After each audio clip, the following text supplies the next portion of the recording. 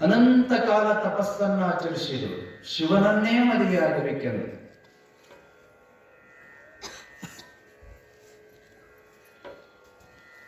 ಉಡುತಲೆಯಲ್ಲಿ ಹುಟ್ಟಿರತಕ್ಕಂಥ ಅಕ್ಕ ಮಹಾದೇವಿ ಚನ್ನಮಲ್ಲಿಕಾರ್ಜುನನೇ ನನ್ನ ಗಂಡ ಅಂತ ತಿಳ್ಕೊಂಡು ಹೇಳಿ, ಆ ಚನ್ನಮಲ್ಲಿಕಾರ್ಜುನ ಗಂಡನನ್ನ ಹುಡುಕುತ್ತಾ ಶ್ರೀಶೈಲದವರೆಗೆ ಹೆಂಗ ಹೋದಳು, ಲೋಕದ ಗಂಡಂದಿರ ವಲೆಯೊಳಗೆ ತುರುಕು ಅಂತ ತಿಳ್ಕೊಂಡು ಹೇಳಿ ತಿರಸ್ಕಾರವನ್ನ ಮಾಡಿ, ನಿರಾಕಾರ ನಿರಂಜನ ನಿರುಪಮ ನಿಶಬ್ದನಾಗಿರ್ತಕ್ಕಂಥ ಶಿವನನ್ನ, ಭಗವಂತನನ್ನ, ಆ ಭಗವಂತನೇ ನನ್ನ ಗಂಡ ಅಂತ ತಿಳ್ಕೊಂಡು ಹೇಳಿ ಚನ್ನಮಲ್ಲಿಕಾರ್ಜುನನ ಹುಡುಕುವಂತ ಹೋದಳು. ಹಾಗೆ ಹಿಮಾಲಯದಲ್ಲಿ ಪರ್ವತ ರಾಜನ ಮಗಳಾಗಿರ್ತಕ್ಕಂಥ ಪಾರ್ವತಿ ಶಿವನೇ ನನಗ ಗಂಡನಾಗಬೇಕು ಅಂತ ತಿಳ್ಕೊಂಡು ಹೇಳಿ ಒಂದು ಮರಳು ಲಿಂಗವನ್ನ ಮಾಡಿ, ಆ ಲಿಂಗವನ್ನ ಅನನ್ಯ ಭಕ್ತಿಯಿಂದ 100 ವರ್ಷಗಳವರೆಗೆ ಪೂಜೆಯನ್ನು ಮಾಡಿದ್ರಂತೆ. ಇತ್ತ ಕೈಲಾಸದಲ್ಲಿ ಶಿವನ ಸತಿಯನ್ನ ಕಳ್ಕೊಂಡು ತಪಸ್ಸಿಗೆ ಕೂತಿರ್ತಕ್ಕಂಥವನು ಮೇಲೆದ್ದಿರಲಿಲ್ಲ. ಅಂತರ್ಮುಖನಾಗಿ ತನ್ನ ಆನಂದದ ಪರವಶತೆಯಲ್ಲಿ ತಾನಿದ್ದ. ಆನಂದದ ಪರವಶತೆಯಲ್ಲಿ ತಾನಾಗಿರ್ತಕ್ಕಂಥ ಶಿವನನ್ನ ಎಚ್ಚರಿಸಿ ಪಾರ್ವತಿಯೊಂದಿಗೆ ಮದುವೆ ಮಾಡಬೇಕಾಗಿರ್ತಕ್ಕಂಥದ್ದು ಎಲ್ಲ ದೇವತೆಗಳಿಗೆ ಒಂದು ಸವಾಲಾಯಿತು.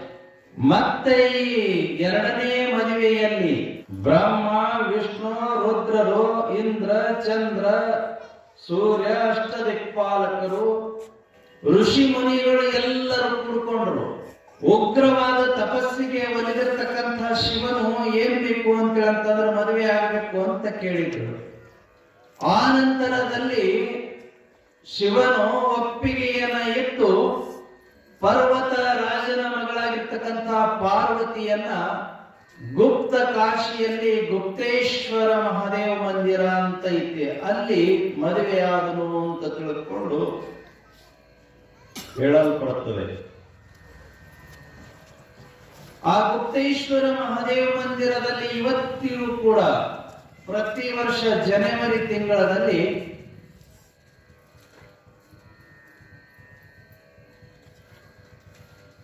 ಶಿವ ಪಾರ್ವತಿಯರ ವಿವಾಹ ಮಹೋತ್ಸವದ ನಿಮಿತ್ತವಾಗಿ ಒಂದು ಉತ್ಸವವನ್ನು ಮಾಡ್ತಾರೆ ಅಲ್ಲಿನ ಜನ. ಹಾಗಾಗಿ ಪೌರಾಣಿಕ ಹಿನ್ನೆಲೆ ಉಳ್ಳಂತಹ ಜಾಗದಲ್ಲಿ ಶಿವ ಪಾರ್ವತಿಯರ ಮದುವೆಯನ್ನ ಬಹಳ ವಿಜೃಂಭಣೆಯಿಂದ ಬ್ರಹ್ಮ, ವಿಷ್ಣು ಆದಿಯಾಗಿ ಎಲ್ಲ ದೇವಾನ ದೇವತೆಗಳು ಮತ್ತು ಋಷಿ ಮುನಿಗಳೆಲ್ಲರೂ ಸೇರಿಕೊಂಡು ಆ ಮದುವೆಯ ಕಾರ್ಯವನ್ನ ಮಾಡಿದರು ಅಂತ ತಿಳ್ಕೊಂಡು ಹೇಳ್ತಾರೆ.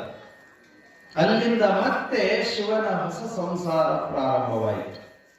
ಹೊಸ ಸಂಸಾರ ಪ್ರಾರಂಭವಾಗಲಿಕ್ಕೆ ಕಲ್ಪಾಂತರಗಳು ಉರುಳಲಿಕ್ಕೆ, ಇದು ಕ್ರಿಯಾಶೀಲವಾಗಿರ್ತಕ್ಕಂಥ ಜಗತ್ತಿನಲ್ಲಿ ಬದಲಾವಣೆಯನ್ನ ಮಾಡಿಕೊಳ್ಳತಕ್ಕಂಥ ಈ ಜಗತ್ತಿನಲ್ಲಿ ಮತ್ತೇನಾಯ್ತು ಅಂತ ಹೇಳಿ ಇಲ್ಲೊಂದಿಷ್ಟು 2 ನುಡಿ ಓದೋದ್ರ ಮೂಲಕವಾಗಿ ಪ್ರಾರಂಭ ಮಾಡೋಣ.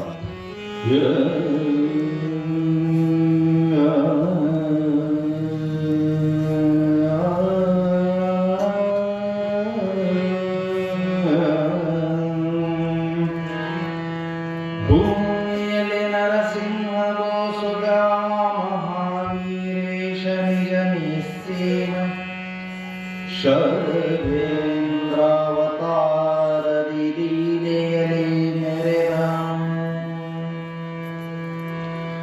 ಶ್ರೀರಮಣ ನಯನಾರ್ಚಿತ ಸರೋಹರು ಗಿರಿರಾಜ ಪುತ್ರಿ ಮುಖಾರವಿಂದ ದಿವಾಕರನು ಸಾನಂದ ನಿರ್ಮಳನು ಮಾರಮರ್ದನನ ಕಾಲ ಕಾಲ ಪುರಾರಿ ದುರ್ಜಟಿ ಹೇಮ ಅಗ ಸಂಹಾರಿ ಸೋಮೇಶ್ವರ ಹರೀಶ್ವರ ರಕ್ಷಿಸುವುದೆಮ್ಮಂ ಕಮಲ ಭವ ಶಿರಹಸ್ತನು ಕಮಲ ಕಮಲ ಸಖ ಶತಕೋಟಿ ದೇಶನು ಕಮಲನಾಭ ರಿಪುಜೂಟ ಕಮಲ ಸಖಸುತರುಂಡಮಾಲನು ಕಮಲ ನಯನ ಸುಪುತ್ರದಹನನು ಅವನ ಸೋಮೇಶ್ವರ ಮದೀಶ್ವರ ರಕ್ಷಿಸುವದೆಮ್ಮಂ ರಕ್ಷಿಸುವದೆಮ್ಮಂ ರಕ್ಷಿಸುವುದೆಮ್ಮಂ.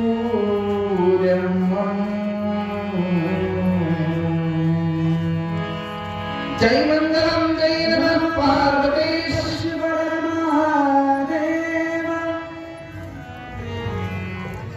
ಕವಿ ನಿಶ್ಚಿಂತಾತ್ಮರು ಬರೆದಿರ್ತಕ್ಕಂಥ ಶರಭ ಚಾರಿತ್ರ್ಯದಲ್ಲಿ ಸಿದ್ಧಗಂಗಯ್ಯ ಅನ್ನುವಂಥವರು ಈ ಶರಭ ಚರಿತ್ರೆಯನ್ನ ಸಂಪಾದನೆ ಮಾಡಿದ್ದಾರೆ.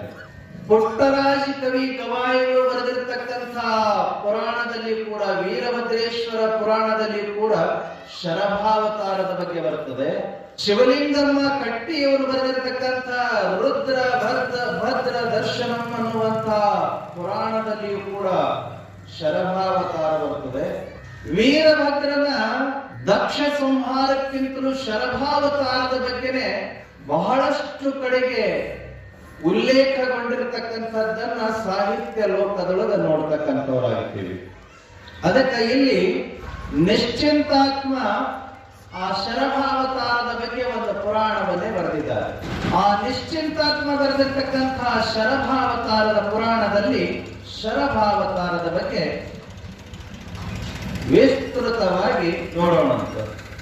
ಹಿಂದೆ ವೀರಭದ್ರ ಅವತಾರ ಆಗಿ ದಕ್ಷ ಬ್ರಹ್ಮನನ್ನು ಸಂಹಾರ ಮಾಡಿ ಕುರಿ ತಲೆಯನ್ನ ಹಚ್ಚಿ ಅವನಿಗೆ ಜೀವದಾನವನ್ನ ಮಾಡಿದ ಬಳಿಕ ನಿಸ್ಸೀಮನಾಗಿರ್ತಕ್ಕಂಥ ವೀರಭದ್ರ ಭೂಲೋಕದೊಳಗ ನರಸಿಂಹ ಅವತಾರದ ಬಗ್ಗೆ ಶರಭಾವತಾರವನ್ನ ತಾಳಬೇಕಾಗಿರ್ತಕ್ಕಂಥ ಪ್ರಸಂಗ ಒದಗಿ ಬಂತು.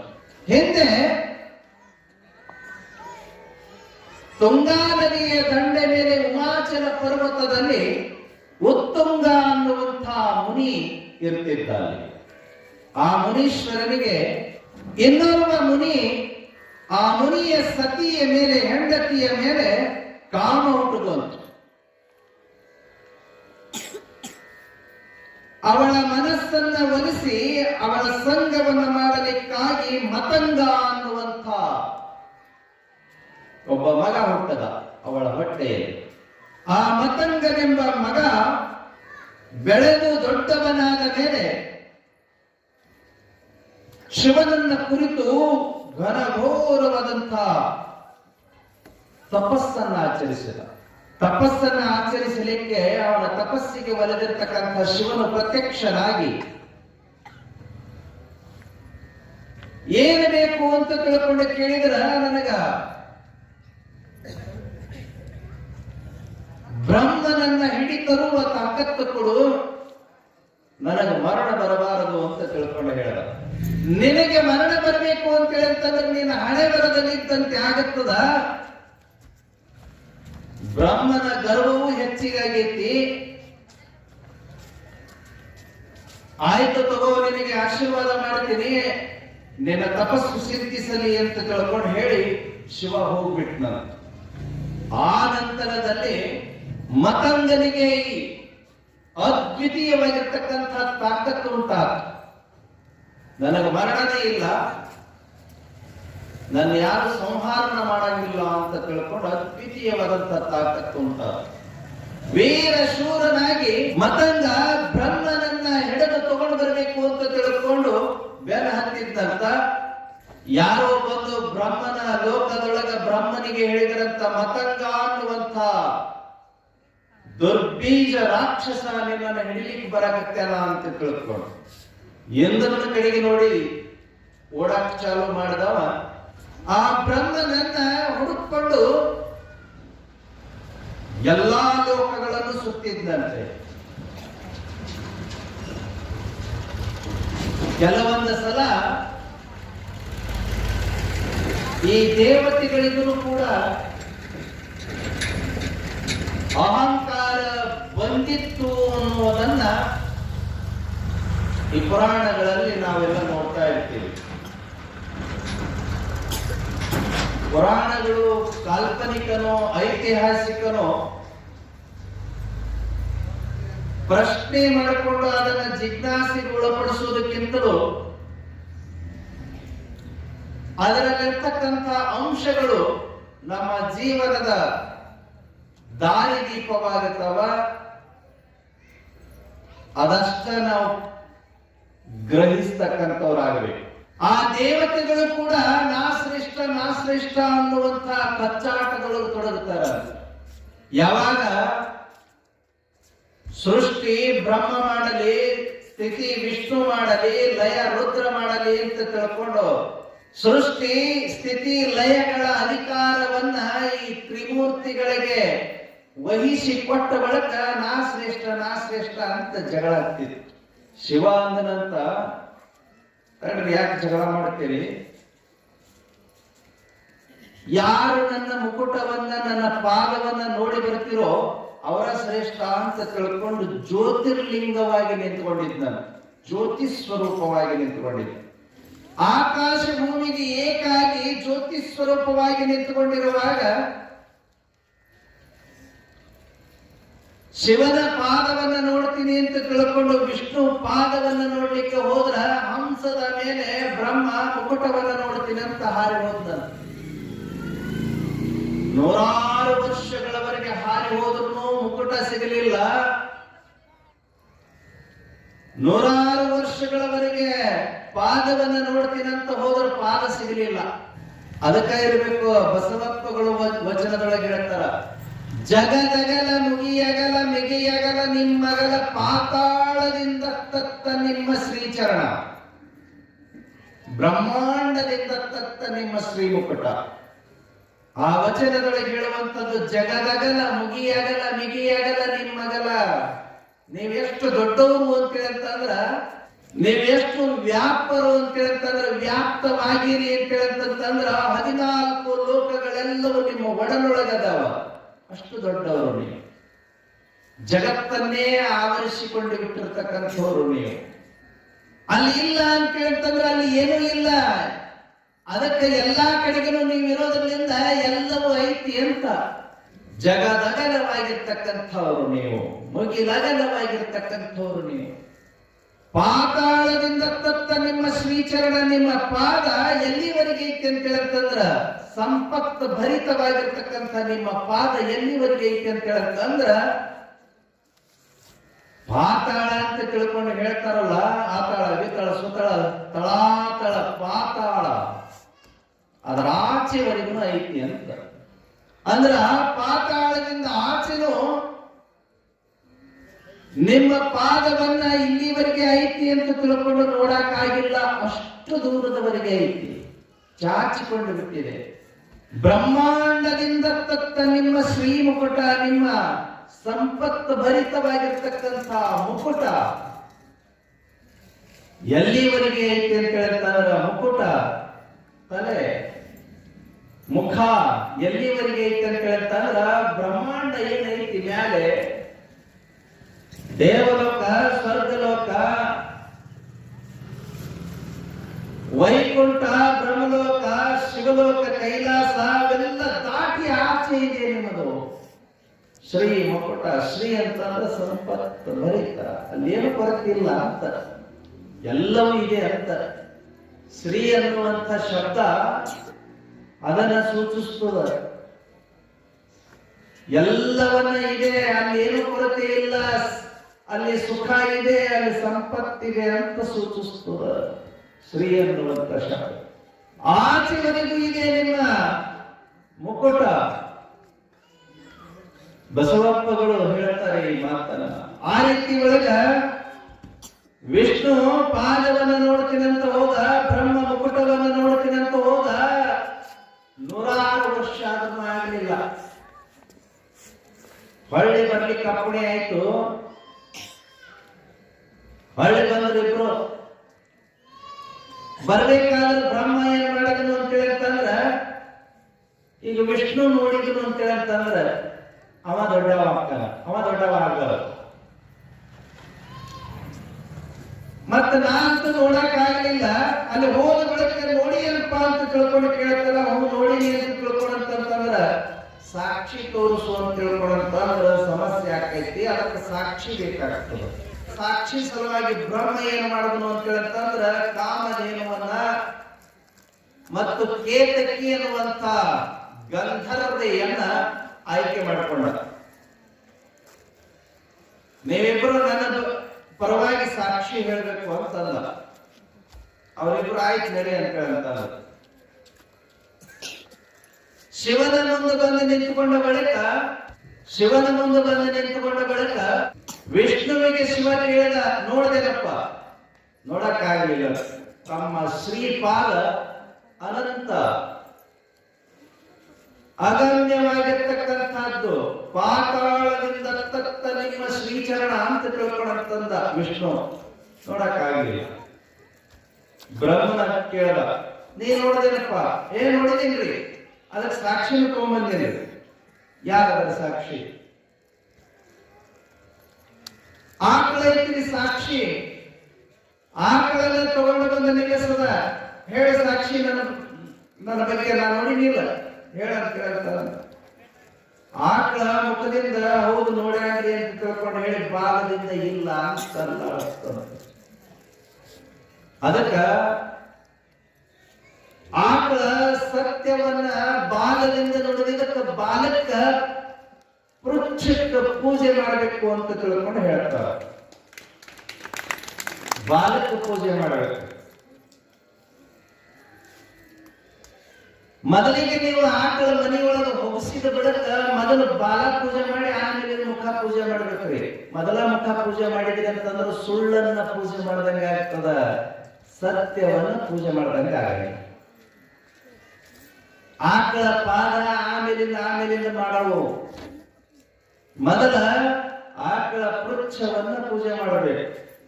ಬಾಲದ ಮೇಲ್ಭಾಗದ ತುದಿಯನ್ನ, ಎಲ್ಲಿಂದ ಪ್ರಾರಂಭವಾಗ್ತದಲ್ಲ ಆ ತುದಿಯನ್ನು ಪೂಜೆ ಮಾಡಬೇಕು. ಬಾಲ ಅಂತಂದ್ರೆ ಮತ್ತೆ ಪೃಚ್ಛ ಭಾಗ ಅಂತ ತಿಳ್ಕೊಂಡು ಹೇಳ್ತೇವೆ. ಇನ್ನೊಂದು ಸಾಕ್ಷಿ ತಗೊಂಡಿದ್ದ ಬ್ರಹ್ಮ ಅಲ್ಲಿಗೆ ಬಿಡ್ಲಿಲ್ಲ. ಇನ್ನೊಂದು ಸಾಕ್ಷಿ ಅಂತ ಹೇಳ್ತಂದ, ಅದು ಯಾವುದು ಅಂತ ಹೇಳ್ತದ? ಕೇತಕಿ ಗಂಧರ್ವೆ ಅದ. ಕೇತಕಿ ಬಂದ ಹೇಳಿದ್ರೆ, ನಾನು ನೋಡಿದ್ದೀನಿ, ಅವ ಹೋಗಿ ನೋಡಿ ಬಂದ ಬ್ರಹ್ಮ. ಏನು ನೋಡಿದೆ, ಅಲ್ಲಿ ಏನಿತ್ತು ಅಂತ ತಿಳ್ಕೊಂಡಂತಂದ್ರೆ ಹೇಳಾಕ ಬರಲಿಲ್ಲ. ಸಾಕ್ಷಿ ಸುಳ್ಳು ಅಂತ ಗೊತ್ತಾದ ತಕ್ಷಣ ಶಿವ ಅವೆರಡಕ್ಕೂ ಶಾಪ ಕೊಟ್ಟ. ಆಕಳ ಮುಖ ಪೂಜೆ ಮಾಡಬಾರದು, ಸುಳ್ಳು ಹೇಳಿದಕ್ಕ, ಬಾಲ ಪೂಜೆ ಮಾಡಬೇಕು, ಸತ್ಯ ಹೇಳಿದಕ್ಕ ಅಂತ ತಿಳ್ಕೊಂಡ ಆಕಳಿಗೆ ಶಾಪ ಕೊಟ್ರ, ಕೇತಕಿಯನ್ನ ಶಾಪ ಕೊಟ್ಟ, ನೀನು ಹಳದೊಳಗೆ ಬೆಳಿ, ಕ್ಯಾದಗಿ ಗಿಡ ಆಗಿ, ಕ್ಯಾದಗಿ ಬಳ್ಳಿ ಆಗಿ, ಹಳದಾಗ ಗಿಡ ಆಗಿ ಬೆಳಿ, ಅಲ್ಲಿ ಬರೀ ನಿನ್ನ ಗಿಡದೊಳಗೆ ಬರೀ ನಾಗರ ಹಾವುಗಳೇ ಓಡಾಡಿ ಆ ಹೂಗಳನ್ನ ಪೂಜೆಗೆ ಸಲ್ಲದೆ ಹೋಗಲಿ ಅಂತ ತಿಳ್ಕೊಂಡು ಶಾಪ ಕೊಟ್ಟ. ಯಾವ ಪೂಜೆಗೂ ಬಳಸದೇ ಇರಲಿ ಅಂತ. ಕ್ಯಾದಗಿ ಹೂವನ್ನ ಯಾರು ಯಾವ ಪೂಜೆಗೂ ಬಳಸಂಗಿಲ್ಲ, ಅವನ್ನ ತಲೆ ಇಟ್ಟುಕೊಳ್ಳೋ ಕಷ್ಟ ಬಳಸ್ತಾರ. ಈ ಕ್ಯಾದಗಿ ಗಿಡಗಳು ಬಹಳ ಕಡಿಮೆ ಆಗ್ಯಾವ, ಹೋಗ್ಯಾವ, ಅದಾವ. ನಮ್ಮ ಬೆಳಟ್ಟಿಲಿಂದ ಮುಂದ ನೆಲವಲ್ ದಾಟಿದಾಗ ಹಳದಾಗ ಒಂದಿಷ್ಟು ಗಿಡ ಅದಾವ. ಬಹಳ ಅಪರೂಪಕ್ಕ ಆ ಕ್ಯಾದಗಿ ಗಿಡಗಳು ಸಿಗುತ್ತಾವ. ಅಪರೂಪಕ್ಕ ವರ್ಷಿಗೆ ಒಂದು ಸೀಸನ್ ಒಳಗ ಹೂ ಬೆಳಿತೈತಿ. ಆ ಹೂ ಬಹಳ ವಾಸನೆ ಇರ್ತೈತಿ, ಬಹಳ ಸುಂದರವಾಗಿರ್ತೈತಿ. ಆದ್ರೆ ಅದು ಪೂಜೆಗೆ ಸಲ್ಲದಂಗ ಆಗಿ ಹೋಗ್ಬಿಡ್ತೈತಿ ಶಾಪದಿಂದಾಗಿ. ಅದೇ ರೀತಿ ಒಳಗ ಬ್ರಹ್ಮನಿಗೂ ಶಾಪ ಕೊಟ್ಟರು. ಜಗತ್ತಿನೊಳಗ ಬ್ರಹ್ಮನಿಗೆ ಎಲ್ಲಿ ಪೂಜೆ ಮಾಡೋದು ಬೇಡ ಅಂತ ತಿಳ್ಕೊಂಡು ಶಾಪ ಕೊಟ್ಟರು. ಆದ್ರೂ ಬ್ರಹ್ಮನಿಗೆ ಎರಡು ಕಡೆಗೆ ಪೂಜೆ ಮಾಡುವಂತಹ ಪದ್ಧತಿ ಇವತ್ತಿಗೂ ರೂಢಿಯಲ್ಲಿ ಐತಿ. ಕಾಶಿ ಒಳಗ ಒಂದು ಕಡೆಗೆ ದಶಾಶ್ವಮೇಧ ಘಾಟದೊಳಗ ಬ್ರಹ್ಮನ ದೇವಾಲಯ ಐತಿ, ಅಲ್ಲಿ ಪೂಜೆ ನಡೀತೈತಿ. ಇನ್ನೊಂದು ರಾಜಸ್ಥಾನದಲ್ಲಿ ಪುಷ್ಕರ ಅಂತ ತಿಳ್ಕೊಂಡು ಒಂದು ಕ್ಷೇತ್ರ ಐತಿ, ಅಲ್ಲಿ ಬ್ರಹ್ಮನ ದೇವಾಲಯ ಐತಿ, ಅಲ್ಲೂ ಕೂಡ ಪೂಜೆ ನಡೀತೈತಿ. ಬೇರೆ ಕಡೆಗೆ ಎಲ್ಲೂ ಬ್ರಹ್ಮನನ್ನ ಪೂಜೆ ಮಾಡಂಗಿಲ್ಲ. ಬ್ರಹ್ಮನ ರುಂಡ ಅಥವಾ ಊರ ಮುಂದಿನ ಲಿಂಗ ಅಂತ ತಿಳ್ಕೊಂಡು ಬೋರ್ಗಲ್ಲ, ಅಗಸಿ ಒಳಗ ಬೋರ್ಗಲ್ಲ ಮಾಡಿ ಅದನ್ನ ಸ್ಥಾಪನೆ ಮಾಡಿರ್ತಾರೆ. ಅದು ಬ್ರಹ್ಮ ಕಪಾಲ ಅಂತ ತಿಳ್ಕೊಂಡು ಕರೀತಾರೆ ಒಂದೊಂದು ಕಡೆಗೆ. ಹಾಗೆ ಅವನು ಜ್ಯೋತಿರ್ಲಿಂಗದೊಳಗ ಜ್ಯೋತಿ ಸ್ವರೂಪದೊಳಗ ಶಿವನು ಪ್ರಕಟಗೊಂಡ ಕಾರಣ 12 ಜ್ಯೋತಿರ್ಲಿಂಗಗಳಾಗಿ ಪ್ರಸಿದ್ಧಗಳು. ರಾಮೇಶ್ವರ ತಮಿಳುನಾಡಿನೊಳಗ, ಆಂಧ್ರದಲ್ಲಿ ಶ್ರೀಶೈಲ ಮಲ್ಲಿಕಾರ್ಜುನ, ಮಹಾರಾಷ್ಟ್ರದಲ್ಲಿ ಘೋಷೇಶ್ವರ, ಭೀಮಾಶಂಕರ, ತ್ರ್ಯಂಬಕೇಶ್ವರ, ಮಧ್ಯಪ್ರದೇಶದೊಳಗ ಓಂಕಾರೇಶ್ವರ, ಮಮಲೇಶ್ವರ, ಉಜ್ಜಯಿನಿಯೊಳಗ ಮಹಾಕಾಲೇಶ್ವರ, ಗುಜರಾತದಲ್ಲಿ ಸೋಮೇಶ್ವರ, ದ್ವಾರಕೆಯಲ್ಲಿ ನಾಗೇಶ್ವರ, ಪರಳ್ಯಾಂ ವೈದ್ಯನಾಥೇಶ್ವರ ಮಹಾರಾಷ್ಟ್ರದಲ್ಲಿ, ಉತ್ತರ ಪ್ರದೇಶದಲ್ಲಿ ಕಾಶಿ ವಿಶ್ವನಾಥ, ಉತ್ತರಾಖಂಡದೊಳಗೆ ಕೇದಾರೇಶ್ವರ, ಕೇದಾರದಲ್ಲಿ 12 ಜ್ಯೋತಿರ್ಲಿಂಗವಾಗಿ ಜ್ಯೋತಿ ಸ್ವರೂಪದಿಂದ ಪೂಜೆ ಮಾಡಲಿಕ್ಕೆ ಶುರು ಮಾಡಿ. ಅದಕ್ಕೆ ಇವತ್ತಿಗೂ ಲಿಂಗಗಳಿಗೆ ಕಣ್ಣು, ಮೂಗು, ಕಿವಿ, ಬಾಯಿ ಮಾಡಂಗಿಲ್ರಿ, ನಿರಾಕಾರ. ಅದು ಜ್ಯೋತಿ ಸ್ವರೂಪ ಅಂತ ನಿರಾಕಾರ. ಅದು ನಿರಾಕಾರವಾಗಿರುತ್ತದ ಅಂತ ತಿಳ್ಕೊಂಡು ಅದನ್ನ ಪೂಜೆ ಮಾಡಲಾಗುತ್ತದೆ. ಹಾಗೆ ಜ್ಯೋತಿ ಸ್ವರೂಪದೊಳಗೆ ನಿಂತುಕೊಂಡಿರತಕ್ಕಂಥ ಆ ಶಿವನ ದರ್ಶನವನ್ನ ಮಾಡಲಿಕ್ಕಾಗಲಿಲ್ಲ. ಹಂಗ ಅವಾಗ ಈ ದೇವತೆಗಳಿಗೆ ಕೆಲವೊಂದು ಸಲ ಅಹಂಕಾರ ಬಂದಾಗ ಆ ಅಹಂಕಾರವನ್ನ ಹರಣ ಮಾಡೋ ಸಲುವಾಗಿ ಒಂದಿಲ್ಲ ಒಂದು ಉಪಾಯಗಳನ್ನ ಆಗಾಗ ಮಾಡ್ತಾ ಇರ್ತಾರ ಅನ್ನೋದಕ್ಕೆ ಇದು ಒಂದು ಸಾಕ್ಷಿ ಆಗ್ತದ. ಅದಕ್ಕೆ ಮನುಷ್ಯನೇ 4 ದಿವಸ ನೀ ಬದುಕಾವ, ನೀ ಯಾಕ ಅಹಂಕಾರ ಮಾಡ್ತಿ ಅಂತ. ಅಹಂಕಾರ ಮಾಡಬೇಡ ಅಂದ ತಕ್ಷಣನೇ ಸಂಪೂರ್ಣವಾಗಿ ತಗ್ಗಿ ಬಗ್ಗಿ ಎಲ್ಲರ ಮುಂದನು ನಡ್ಕೊಳ್ಳೋ ಬೇಡ. ಯಾಕಂತಂದ್ರೆ ಈ ಸಮಾಜ ಅಷ್ಟು ಸುಲಭ ಅಲ್ಲ. ಇಲ್ಲಿ ನಿಂದೇ ಆದಂತ ಗತ್ತಿನೊಳಗೆ ಬದುಕಬೇಕು, ನಿನ್ನದೇ ಆಗಿರ್ತಕ್ಕಂಥ ವ್ಯಕ್ತಿತ್ವವನ್ನು ಉಳಿಸಿಕೊಂಡು ಬದುಕಬೇಕು, ನಿನ್ನದೇ ಆಗಿರ್ತಕ್ಕಂಥ ಚೌಕಟ್ಟಿನಲ್ಲಿ ಇನ್ನೊಬ್ಬರನ್ನ ಗೌರವಿಸಿ ಬದುಕತಕ್ಕಂಥದ್ದು ಮನುಷ್ಯನ ನಿಜವಾದ ಜೀವನ ಕ್ರಮ ಅಂತ ತಿಳ್ಕೋಬೇಕು ಅನ್ನುವಂತ. ಅದಕ್ಕೆ ಶಿವನನ್ನು ವಿಚಾರ ಮಾಡಿದ ಬ್ರಹ್ಮನಿಗೆ ಅಹಂಕಾರ ಬಂದೈತಿ, ಆ ಅಹಂಕಾರವನ್ನು ಇಳಿಸಬೇಕು ಅಂತ ಹೇಳ್ತಂದ್ರ ಈ ಮತಂಗನನ್ನ ಚೂ ಬಿಡಬೇಕು ಅಂತ ಅವನಿಗೆ ವರವನ್ನ ಕೊಟ್ಟು ಬ್ರಹ್ಮನ ಹಿಂದೆ ಚೂ ಬಿಟ್ಟ. ಮುಂದೆ ಆ ಬ್ರಹ್ಮ ಓಡಿ ಹೋಗುವಂತ ಸಂದರ್ಭದೊಳಗೆ ಮತ್ತಂಗ ಎಲ್ಲಿ ಹೋದ್ರು ಬಿಡಲಿಲ್ಲ, ಹಿಂದೆ ಬೆನ್ನು ಹತ್ತಿ ಬಿಟ್ಟಿದ್ದ. ಆ ನಂತರದಲ್ಲಿ ಬ್ರಹ್ಮ ಅಗಸ್ತ್ಯ ಮಹರ್ಷಿಗಳ ಆಶ್ರಮವನ್ನ ಹೊಕ್ಕು ದೊಡ್ಡದಾದಂತಹ ಪರ್ವತದ ಮೇಲೆ ಆಶ್ರಯವನ್ನ ಪಡೆದ. ಅಲ್ಲಿ ಹೋಗುವಷ್ಟು ತಾಕತ್ತು ಮತಂಗ ರಾಕ್ಷಸನಿಗೆ ಇರಲಿಲ್ಲ. ಅದಕ್ಕೋಸ್ಕರವಾಗಿ ಪುಷ್ಪಗಿರಿಯಲ್ಲಿ ಅಗಸ್ತ್ಯ ಮಹರ್ಷಿಗಳು ಇರ್ತಿದ್ರು. ಅಲ್ಲಿ ಹೋಗಿ ಬ್ರಹ್ಮ ಕೇಳಿದಾಗ ಬಾ ಇರು ಅಂತ ತಿಳ್ಕೊಂಡು ಜಾಗವನ್ನ ಕೊಟ್ಟರು. ಅಲ್ಲಿ ಉಳ್ಕೊಂಡ. ಅಲ್ಲಿ ಉಳ್ಕೊಂಡಿರುವಂತಹ ಸಂದರ್ಭದೊಳಗ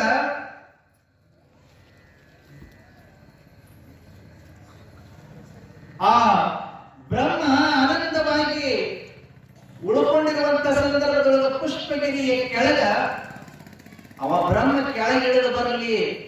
ಅವನ ಹಿಡ್ಕೊಂಡು ಹೋಗ್ತೀನಿ ಅಂತ ತಿಳ್ಕೊಂಡು ಮತಂಗ ರಾಕ್ಷಸ ಕಾಯ್ಕೊತ ಹಲವು ವರ್ಷಗಳವರೆಗೆ ಎಲ್ಲೂ ಹೋಗದಂಗ ಅಲ್ಲೇ ಕೂತ್ಕೊಂಡ. ಅವ ಎಲ್ಲೂ ಹೋಗಂಗಿಲ್ಲ ಅಂತ ಗೊತ್ತಾದ ಬಳಿಕ ಬ್ರಹ್ಮ ಅನಿವಾರ್ಯ ಆಯ್ತು, ಎಲ್ಲಿ ಹೋಗದಂಗ ಬ್ರಹ್ಮನು ಅಲ್ಲೇ ಕುತ್ಕೊಂಡ. ಅವ ಹೋಗ್ಲಿ ಅಂತ ತಿಳ್ಕೊಂಡವ, ಅವ ಬರ್ಲಿ ಅಂತ ತಿಳ್ಕೊಂಡು ಇವ ಕುತ್ಕೊಂಡಿದ್ರು. ಕೂತ್ಕೊಂಡಿರುವಾಗ ಏನಾಗ್ತದ ಅಂತ ಒಂದು ಹಾಡು ಕೇಳಿದ ನಂತರ ನೋಡೋಣ.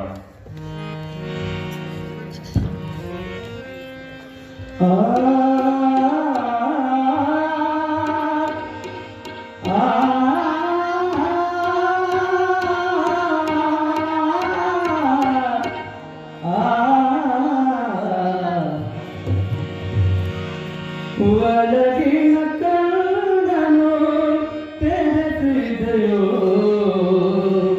ಗೀತೆಯ ಮರ್ಮವ ತಿಳಿದಿದೆಯೋ ನಾನೇ ಎಂಬ ಭಾವ ನಾಶವಾಯಿತು ನೀನೇ ಎಂಬ ಭಾವ ನಿಜವಾಯಿತು. ಹೇ ಕೃಷ್ಣ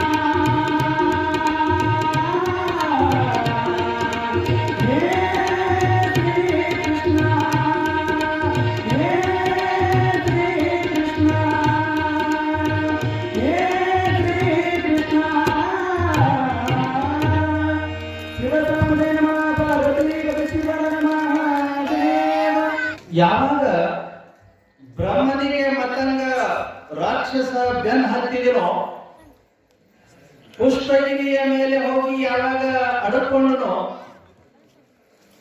ಅವನ ಕೆಳಗಿಳಿಲಿ ಅಂತ ತಿಳ್ಕೊಂಡು ಮತಂಗ ಕೆಳಗ ಆಶ್ರಯವನ್ನ ಪಡೆದ, ದಾರಿ ನೋಡುವಂತ ಕೂತ್ಕೊಂಡ. ಮ್ಯಾಲ ಹೋಗುವಷ್ಟು ತಾಕತ್ತಿರಲಿಲ್ಲ ಮತಂಗನಿಗೆ, ಯಾಕಂತಂದ್ರೆ ಅದು ಅಗಸ್ತ್ಯ ಮಹರ್ಷಿಗಳ ಆಶ್ರಮವಾಗಿತ್ತು ಮೇಲೆ. ಆ ಋಷಿಗೆ ಶಾಪಕ್ಕೆ ಗುರಿಯಾಗಬೇಕಾಗುತ್ತದ ಅಂತ ತಿಳ್ಕೊಂಡು ಅಲ್ಲಿ ಹೋಗ್ತಿರ್ಲಿಲ್ಲ. ಹಾಗಾಗಿ ಕಾಯ್ಕೊಂತ ಇರುವಾಗ ಇವನಿಂದ ನಾನು ಹೆಂಗ ಉಪಾಯದಿಂದ ಏನ್ ಮಾಡಿದ್ರ, ಯಾವ ಉಪಾಯ ಮಾಡಿದ್ರ ಇವನಿಂದ ನಾ ಪಾರಾಗಬಹುದು ಅಂತ ತಿಳ್ಕೊಂಡು ಚಿಂತನೆ ಮಾಡ್ಲಿಕ್ಕೆ ಶುರು ಮಾಡದ ಬ್ರಹ್ಮ. ಏನಾದ್ರೂ ಒಂದು ಕಂಟಕ ಬಂದೈತಿ ಅಂತಂದ್ರ ಆ ಕಂಟಕಕ್ಕ ಮೂಲ ಕಾರಣವನ್ನ ಮತ್ತು ಅದರ ಪರಿಹಾರವನ್ನ ಕಂಡುಕೊಳ್ತಕ್ಕಂಥದ್ದು ಪ್ರತಿಯೊಬ್ಬರ ಆಲೋಚನೆ ಆಗಿರ್ತದೆ. ಪ್ರತಿಯೊಬ್ಬರು ವಿಚಾರ ಮಾಡ್ತಾರೆ, ಕಂಟಕವನ್ನ ಪರಿಹಾರ ಹೆಂಗ್ ಮಾಡ್ಕೋಬೇಕಪ್ಪ, ಯಾವ ಪೂಜೆ ಮಾಡಿದ್ರೆ ಕಂಟಕ ಪರಿಹಾರ ಆಗ್ತದ, ಯಾವ ಯಂತ್ರ ಕಟ್ಟಕೊಂಡ್ರೆ ಕಂಟಕ ಪರಿಹಾರ ಆಗ್ತದ, ಏನ್ ಮಾಡಬೇಕು ಅಂತ ತಿಳ್ಕೊಂಡು ಚಿಂತನೆ ಮಾಡ್ಲಿಕ್ಕೆ ಶುರು ಮಾಡ್ತಾರ. ಅದೇ ರೀತಿ ಒಳಗನ ಬ್ರಹ್ಮನು ಚಿಂತನೆ ಮಾಡ್ದ. ಅವಾಗ ಹಿರಣ್ಮಯವಾಗಿರ್ತಕ್ಕಂಥ ಒಂದು ಲಿಂಗವನ್ನ ಪ್ರತಿಷ್ಠಾಪನೆ ಮಾಡಿ ಅದನ್ನ ಪೂಜೆ ಮಾಡಿದ್ರ ಶಿವನನ್ನ ಒಲಿಸಿ ಇದಕ್ಕೆ ಪರಿಹಾರವನ್ನ ಪಡ್ಕೋಬೇಕು ಅಂತ ತಿಳ್ಕೊಂಡು ಬಂಗಾರದ ಲಿಂಗವನ್ನ ಮಾಡಿ, ಹಿರಣ್ಮಯ ಲಿಂಗ ಬಂಗಾರದ ಲಿಂಗವನ್ನ ಮಾಡಿ ಅದನ್ನ ಪೂಜೆ ಮಾಡ್ಲಿಕ್ಕೆ ಶುರು ಮಾಡಿದ್ದಾನೆ. ನಿತ್ಯ ಬೆಳಗ್ಗೆ ಎದ್ದ ತಕ್ಷಣನೇ ಸ್ನಾನ ಶಿವಪೂಜೆಯನ್ನ ಮಾಡುವಂತಹ ಪದ್ಧತಿಯನ್ನ ಅಳವಡಿಸಿಕೊಂಡ. ಋತುಗಳನ್ನ ಗೌರವಿಸಿ ಅದಕ್ಕೆ ಹೊಂದಿಕೊಂಡು ಬದುಕುವಂತ ಪ್ರವೃತ್ತಿಯನ್ನ, ಮನೋಸ್ಥಿತಿಯನ್ನ ಮನುಷ್ಯ ಬೆಳೆಸ್ಕೋಬೇಕಾಗಿ. ವಾತಾವರಣಗಳು ಹೆಂಗಿರ್ತಾವ ಹಾಗ. ಮತ್ ಒಂದೊಂದು ಸಲ ಮಳೆ ಜಾಸ್ತಿ ಬರುವಂತ ಸಂದರ್ಭದೊಳಗೆ ಅದಕ್ಕೊಂದು ಗಾಳಿ ಮಾತು ಹೇಳ್ತಾರೆ, ತಿಳ್ಕೊಂಡು ಮತ್ತೊಂದು ಗಾಳಿ ಮಾತು ಹೇಳ್ತಾರೆ.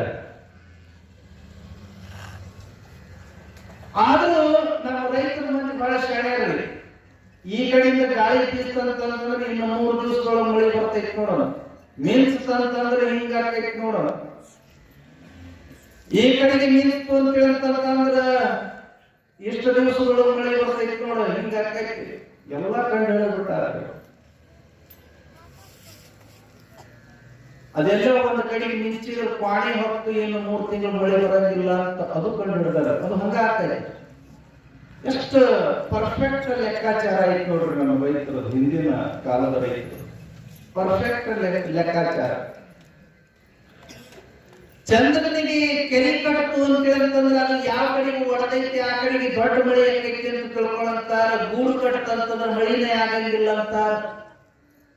ಆ ಸೂಚನೆಗಳು ಪ್ರಕೃತಿ ಒಳಗ ತೋರಿಸ್ತಾನೆ ಇರ್ತಾವ, ಆಗಾಗ ತೋರಿಸ್ತಾ ಇರ್ತಾವ.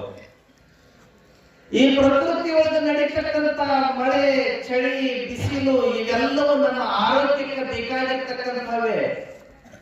ಅವುಗಳ ಬಗ್ಗೆ ನಾವು ಗೌರವಿಸಿ ಅವುಗಳನ್ನು ಅನುಭವಿಸಬೇಕ್ರಿ.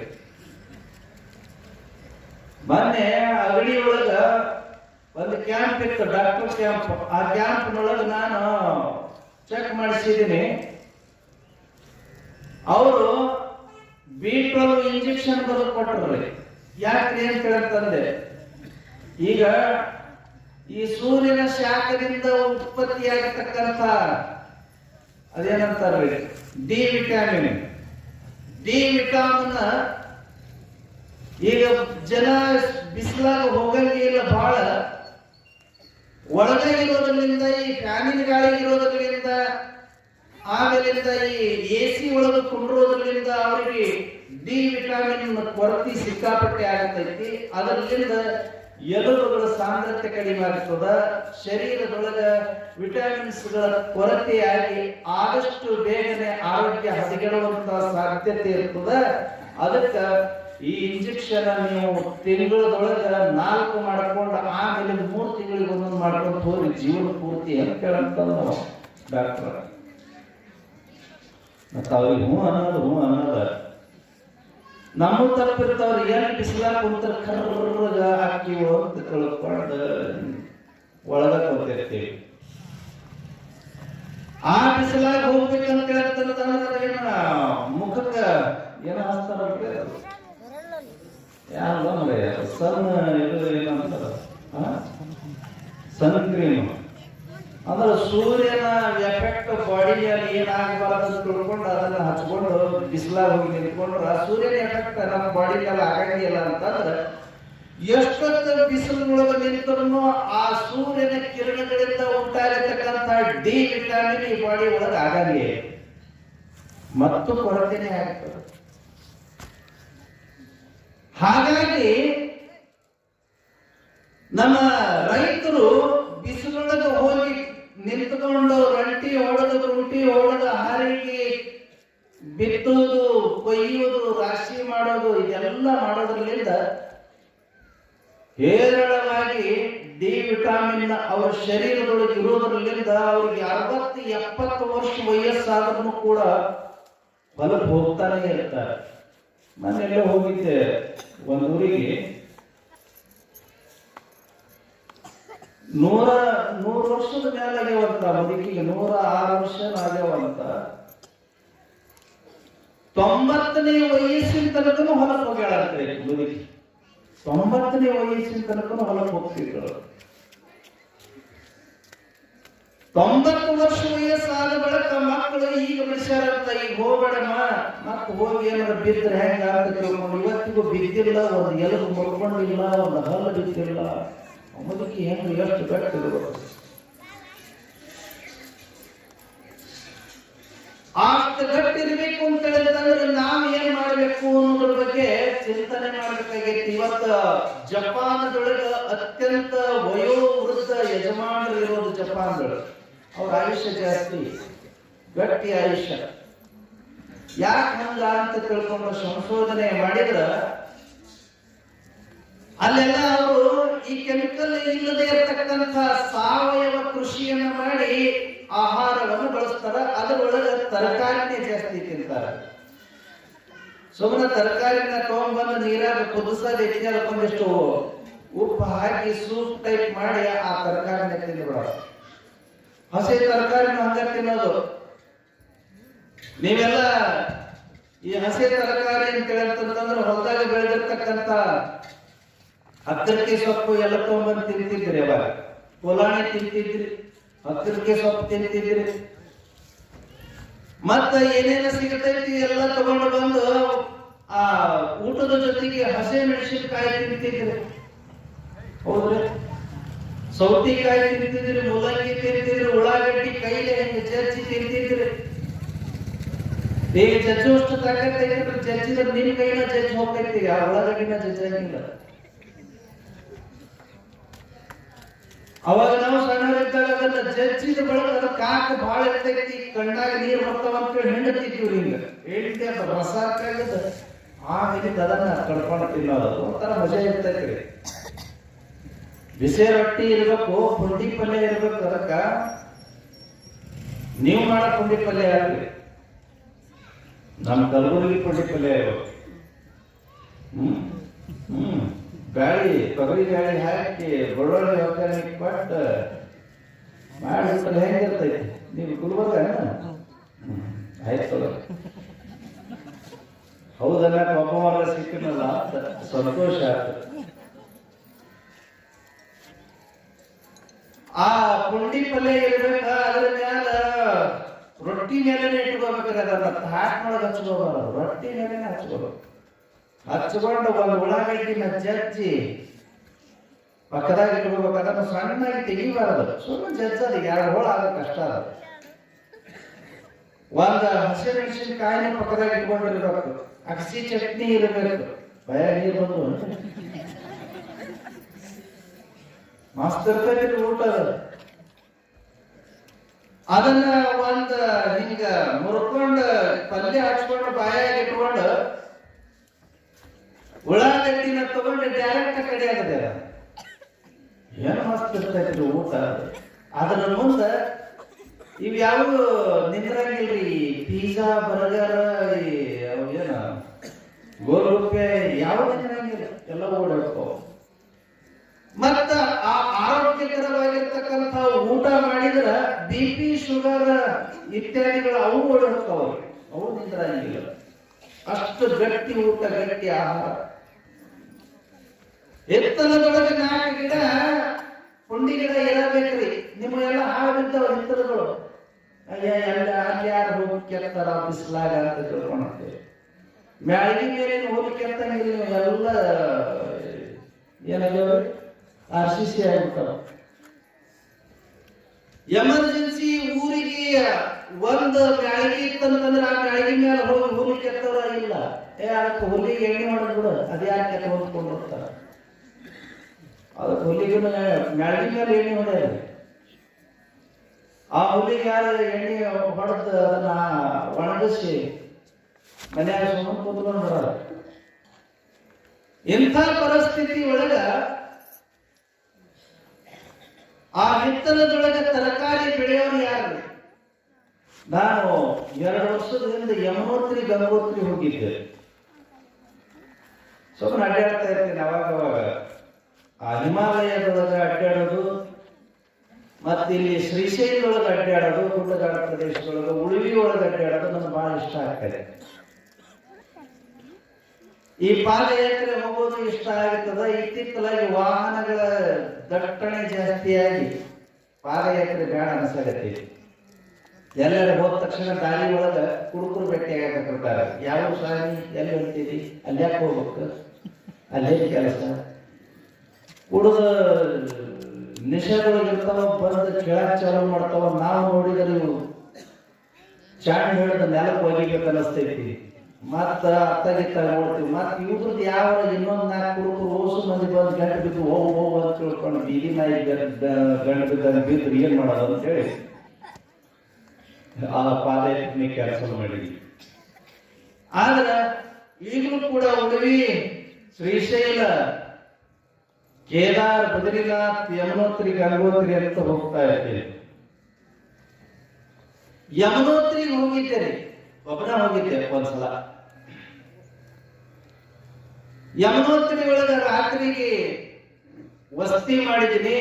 ಬೆಳಗ್ಗೆ ಹೊರಗೆ ಬಂದ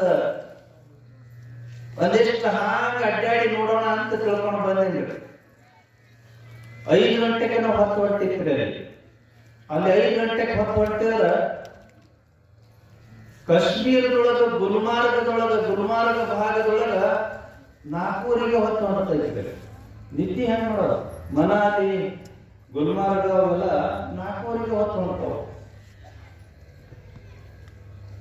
ಹಂಗ ಇನ್ನೊಂದು ದೇಶ ಐತಿ ನಾರ್ವೆ ಅಂತ ತಿಳ್ಕೊಂಡು ನಾರ್ವೇದೊಳಗ 6 ತಿಂಗಳ ಹಗಲ ಇರ್ತೈತಿ, 6 ತಿಂಗಳ ರಾತ್ರಿ ಇರ್ತೈತಿ.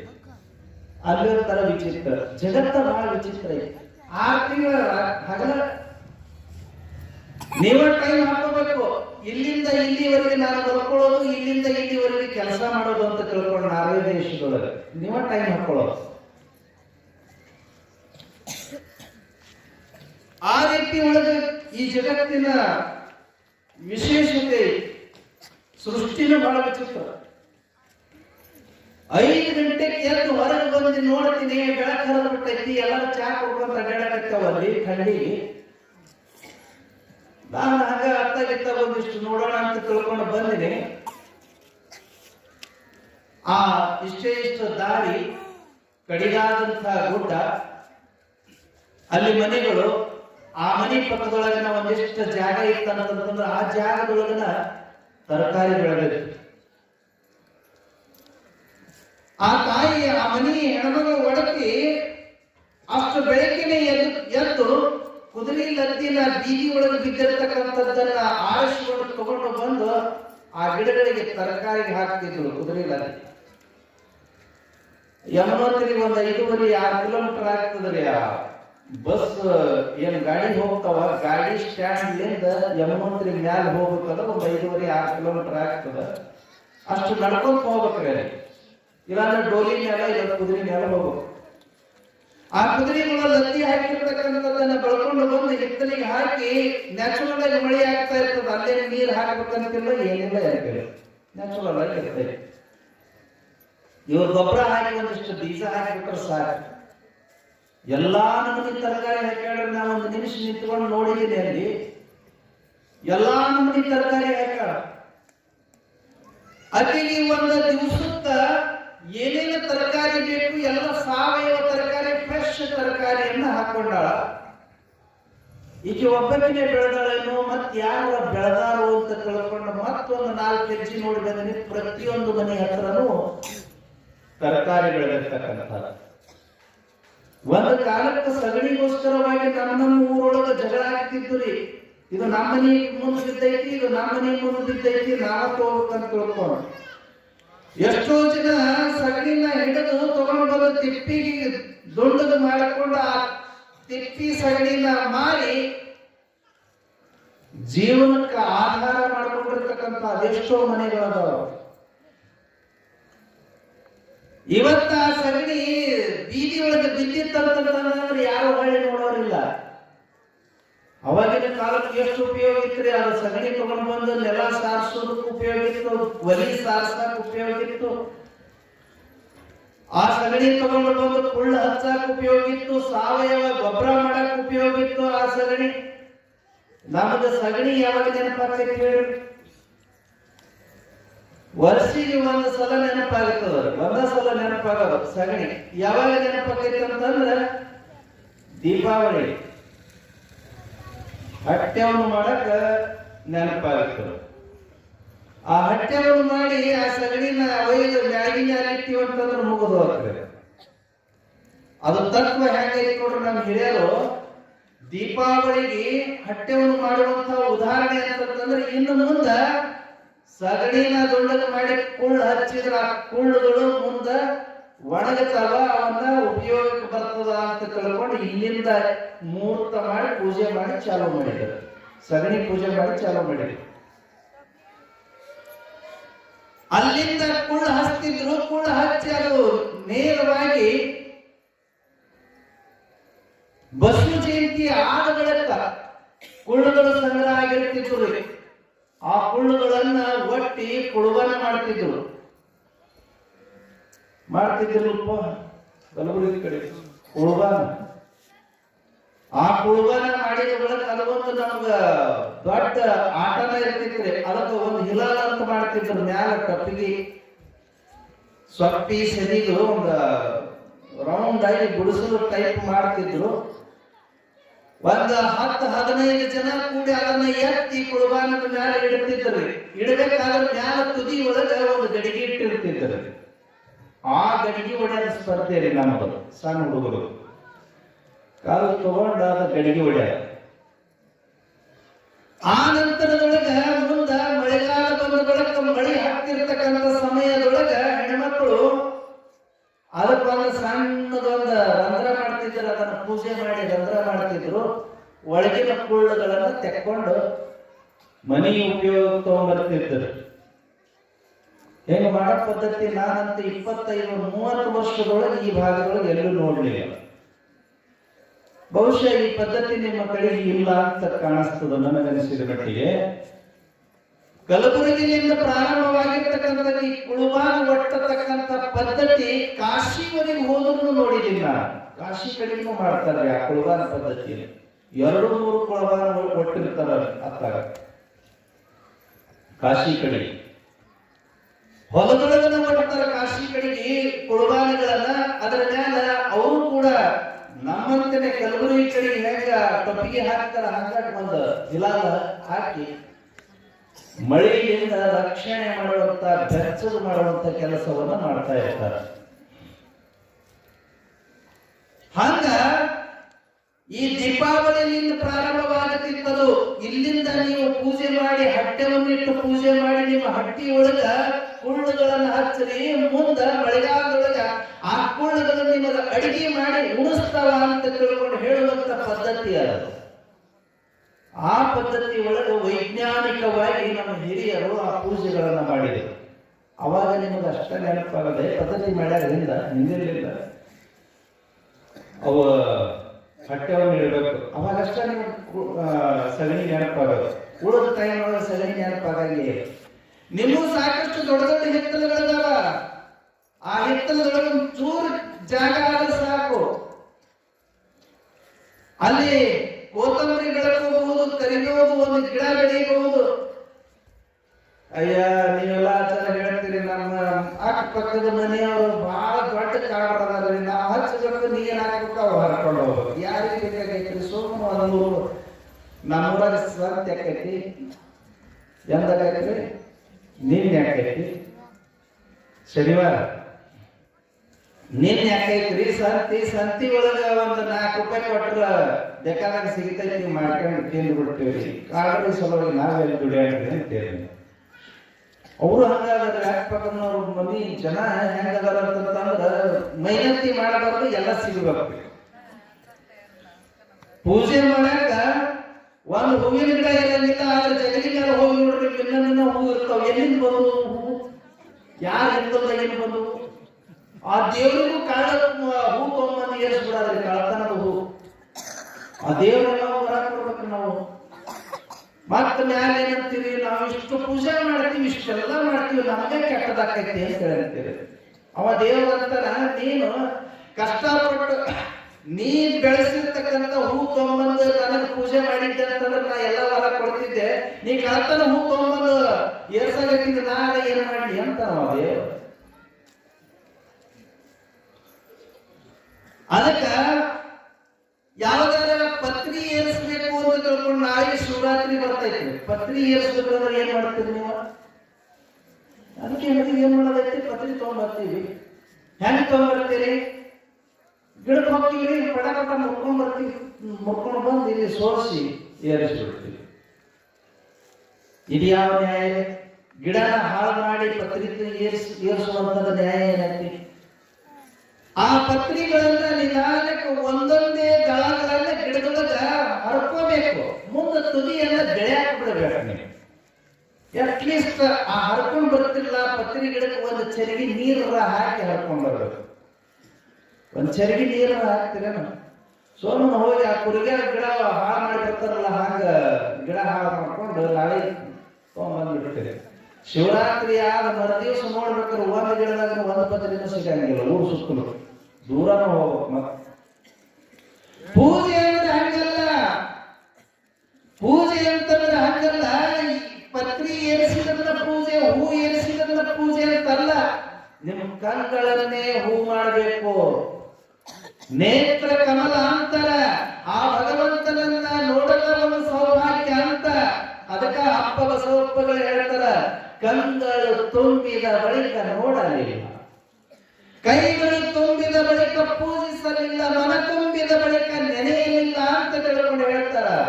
ಪೂಜೆ ಅಂತಂದ್ರೆ ಅದು ಶುದ್ಧ ಭಾವದಿಂದ ಪೂಜೆಯನ್ನ, ಭಗವಂತನನ್ನ ನೆನೆಸೋದು, ಭಗವಂತನನ್ನ ಈ ಕಂಗಳಿಂದ, ಕಂಗಳ ಕಮಲದಿಂದ ನೋಡೋದು, ಅದು ಪೂಜೆ ರೀ. ಆ ಪೂಜೆಯನ್ನ ಬಿಟ್ಟು ಎಲ್ಲರೇ ಮಹಾತ್ಮರು ಅಂತ ತಿಳ್ಕೊಂಡು ಏನು ಫೋಟೋಗಳು ಬರ್ತಾವಲ್ಲ, ಯಾರೇ ಪೂಜೆ ಮಾಡೋದು ನೋಡಿದ್ರೆ ಸುಮ್ಮನೆ ಹಿಂಗೆ ಕುಂತಿರ್ತಾರ. ಇದು ಜ್ಞಾನದ ಚಿಹ್ನೆ. ಈ ಜ್ಞಾನದ ಚಿಹ್ನೆಯನ್ನ ಇಟ್ಕೊಂಡು ಹಿಂಗೆ ಕುಂತಿರೋದು ನೋಡಿರ್ತೀರಿ. ಬುದ್ಧನನ್ನ ಹಿಂಗೆ ಕುಂತಿದ್ದು ನೋಡಿರಿ, ಮಹಾವೀರನನ್ನ ಹಿಂಗೆ ಕುಂತಿದ್ದು ನೋಡಿರಿ, ಬಸವಣ್ಣನನ್ನ ಹಿಂಗೆ ಕುಂತಿದ್ದು ನೋಡಿರಿ. ಪೂಜೆ ಮಾಡೋದನ್ನ ನೀವು ಯಾರು ನೋಡ್ಲೇ ಇಲ್ಲ. ಪೂಜೆ ಮಾಡದ ಪೂಜಾರಿ ಹಾಲು, ತುಪ್ಪ, ಮೊಸರು, ಹೂವು, ಹಣ್ಣು, ಕಾಯಿ, ಕರ್ಪೂರ ಎಲ್ಲ ಅರ್ಪಣೆ ಮಾಡದ ಯಾವ ಈ ಜಗತ್ತಿನೊಳಗೆ ಯಾವ ಪೂಜಾರಿನೂ ದೊಡ್ಡ ತಪಸ್ವಿ ಆಗಲೇ ಇಲ್ಲ ಇವತ್ತಿಗೆ. ಎಲ್ಲರೂ ಹೇಳಿ ನೋಡೋಣ, ಇವ ಪೂಜಾರಿ ಬಹಳ ದೊಡ್ಡ ತಪಸ್ವಿ ಆಗಿದ್ದ, ಇವನೊಂದು ಗುಡಿ ಕಟ್ತೀವಿ ಅಂತ ತಿಳ್ಕೊಂಡು ವಿಚಾರ ಮಾಡ್ರಿ. ಎಲ್ಲರೂ ಸಿಗಂಗಿಲ್ಲ. ಆದ್ರ ಯಾವ ಗುಡಿಗೆ ಸುದ್ದಿಗೆ ಹೋಗದೆ ಇರ್ತಕ್ಕಂಥವ, ಯಾವ ಪೂಜೆಗೆ ಮಾಡದೆ ಇರ್ತಕ್ಕಂಥವ, ತನ್ನನ್ನ ತಾನು ತಿಳ್ಕೊಂಡಿರ್ತಕ್ಕಂಥ ಮಹಾತ್ಮ ಬುದ್ಧನಾದ, ಬಸವಣ್ಣನಾದ, ಅಲ್ಲಮ ಪ್ರಭುವಾದ, ಮಹಾವೀರನಾದ, ಯಾರ್ಯಾವ ಮಹಾತ್ಮರಾದರಲ್ಲಿ ದೊಡ್ಡ ದೊಡ್ಡ ಮಹಾತ್ಮರಾದ. ಗುರುನಾನಕನಂತೂ ಜ್ಞಾನದ ಪ್ರಸಾರ ಮಾಡಿದ ಗುರುನಾನಕ. ಯಾವ ಗುಡಿನೂ ಕಟ್ಟಲಿಲ್ಲ, ಗ್ರಂಥ ಸಾಹೇಬ್ ಅಂತ ತಿಳ್ಕೊಂಡು ಒಂದು ಪುಸ್ತಕವನ್ನ ಬರೆದ, ಅದರೊಳಗೆ ನಿಯಮಗಳನ್ನ ಬರೆದ, ಹೆಂಗೆ ಇರಬೇಕು ಅಂತ ತಿಳ್ಕೊಂಡ ನಿಯಮವನ್ನ ಬರೆದ ಗ್ರಂಥ ಸಾಹೇಬನೊಳಗ. ಅಮೃತ್ಸರ್ ಪವಿತ್ರವಾಗಿರ್ತಕ್ಕಂಥ ಗುರು ಗ್ರಂಥ ಸಾಹೇಬ್ ಗುರುದ್ವಾರಕ್ಕೆ ಭೇಟಿ ಕೊಟ್ಟಿದ್ದೆ ನಾನು. 2 ಅಂತಸ್ತಿನ ಬಿಲ್ಡಿಂಗ್ ಐತಿ. ಬಂಗಾರದ ತಗಡು ಬಡದಾರದಕ್ಕೆ ಅವರು ಸಿಖ್ಖರೆಲ್ಲ ಸೇರ್ಕೊಂಡು ಅದೆಲ್ಲ ಮಾಡಂತ ಹೇಳಿದ್ದಿಲ್ಲ ಗುರು ಗ್ರಂಥ ಸಾಹೇಬದೊಳಗ. ಹೆಂಗೆ ಇರ್ರಿ ಅಂತ ಹೇಳಿದ್ದ, ದಾಸೋಹ ಮಾಡ್ರಿ ಅಂತ ಹೇಳಿದ್ದ. ಅವರೆಲ್ಲ ಲಂಗರ್ ಅಂತ ಕರೀತಾರ, ದಾಸೋಹ ಲಂಗರ್. ನಮ್ಮ ಕರ್ನಾಟಕದೊಳಗೆ ದಾಸೋಹ ಭವನ ಅಂತೀವಿ, ಅವರು ಲಂಗರ್ ಅಂತ ಕರೀತಾರ. ಅದ ಕಾಶಿ ಕಡೆಗೆ ಬಂದ್ರ ಭಂಡಾರ ಅಂತ ಕರೀತಾರ, ಅವರು ಭೋಜನ ಭಂಡಾರ ಅಂತ ಕರೀತಾರ. ಅಲ್ಲಿ ಹೋಗಿ ನೋಡ್ಲಿಕ್ಕಾಗಿ ಅಮೃತಸರದೊಳಗ ಆ ಗೋಲ್ಡನ್ ಟೆಂಪಲ್ ಬಂಗಾರದ ಗುಡಿ ಏನೈತಿ, ಗ್ರಂಥ ಸಾಹೇಬ್ ಗುಡಿ ಐತಿ. ಅಲ್ಲಿ ಯಾರು ಬಂದ್ರು ಪಾಳ್ಯಕ ನಿಂದಿರ್ಬೇಕ್ರಿ. ಮುಖ್ಯಮಂತ್ರಿ ಬಂದಾನಂತಂದ್ರೂ ವಿಶೇಷವಾದಂತ ದರ್ಶನ ಇರಂಗಿಲ್ಲ, ಪಾಳ್ಯಕ ನಿಂದಿರ್ಬೇಕಾರೆ. ಎಲ್ಲರೂ ಸಮಾನರು ಗುರು ಗ್ರಂಥ ಸಾಹೇಬರ ಮುಂದ. ಈ ಮುಖ್ಯಮಂತ್ರಿ ಎಲ್ಲ MLA ಬಂದ್ರೆ ನನ್ನ ಪುರಾಣ ಬಂದಾಕೈತಿ. ಯಾಕ ಹೊಸ ಮಂದಿ ಅವನ ಫಾಲೋವರ್ಸ್ ಎಲ್ಲ ಹೋಗ್ಬಿಡ್ತಾರ, ನನ್ನ ಪುರಾಣ ಬಂದಾಕೈತಿ. MLA ಬಂದ ಪುರಾಣ ಬಂದಾಕೈತಿ. ಅಲ್ಲಿ ಪುರಾಣ ಅಲ್ಲ, ಏನು ಬಂದಾಗಿಲ್ಲ. ಅಲ್ಲಿನ ನಿಯಮಗಳನ್ನ ಅವನು ಪಾಲಿಸಬೇಕು. ಮುಖ್ಯಮಂತ್ರಿ ಬಂದಾನಂತಂದ್ರೆ ತೆಲಿಗಾಲ ಪಗಡಿ ಇರಬೇಕು. ಇದಕ್ಕೆ ಅವರು ಪಗಡಿ ಅಂತಾರೆ, ನಾವು ರುಮಾಲ್ ಅಂತೀವಿ. ಅದಕ್ಕೆ ದೇಶ ಅಡ್ಡಾಡಿ ನೋಡ್ಬೇಕ್ರಿ, ಯಾವ್ಯಾವ ಸಂಸ್ಕೃತಿಗಳು ಎಲ್ಲೆಲ್ಲದಾವ ಅಂತ ನೋಡ್ಬೇಕು. ಅಲ್ಲಿ ನಾವು ಸುಮಾರು 9 ಜನ ಸ್ವಾಮಿಗಳು ಹೋಗಿದ್ದೀವಿ. ಲಿಂಗನಾಯಕನಹಳ್ಳಿಯವರು ಇದ್ರು, ಹತ್ತಿಮತ್ತೂರವರು ಇದ್ರು, ಅಗಡಿ ಹಿಂದಿನ ಸ್ವಾಮಿಗಳು ಇದ್ರು, ಬಹಳಷ್ಟು ಜನ ಇದ್ವಿ, ನಾವು ಇದ್ವಿ. ಅಲ್ಲಿ ಹೋದಂತ ಸಂದರ್ಭಗಳು ನಮ್ಮ ಕಾಲೊಳಗ ಆವಿರ್ತಾವ ನೋಡ್ರಿ, ಕಟ್ಗಿ ಆವಿ. ನಮ್ಮ ಪಾದದೊಳಗ ಲಿಂಗನಾಯಕನಹಳ್ಳಿ ಸ್ವಾಮಿಗಳ ಪಾದದೊಳಗೆ 2 ಪಾದದೊಳಗೆ ಮಾತ್ರ ಆವಿದ್ದು, ಉಳಿದ ಸ್ವಾಮಿಗಳೆಲ್ಲರೂ ಆವಗಿ ಒಳಗೆ ನಮ್ಮ ನಡೆಯಕ್ ಆಗಂಗಿಲ್ಲ ಅಂತ ಹೇಳಿ ಅವರೆಲ್ಲ ಪಾದರಕ್ಷೆಯನ್ನ ಹಾಕೊಂಡಿದ್ರು. ಅವು ಕೌಂಟರ್, ಈ ಪಾದರಕ್ಷೆಗಳನ್ನು ಬಿಡುವಂತಹ ಕೌಂಟರ್ಗಳು ಇರ್ತಾವಲ್ಲ, ಅಲ್ಲಿ ಹೋಗಿ ಮೊದಲು ಪಾದರಕ್ಷೆಗಳನ್ನು ಬಿಡಾಕಂತ ಹೋದ್ವಿ. ಅವ ಪಾದರಕ್ಷೆ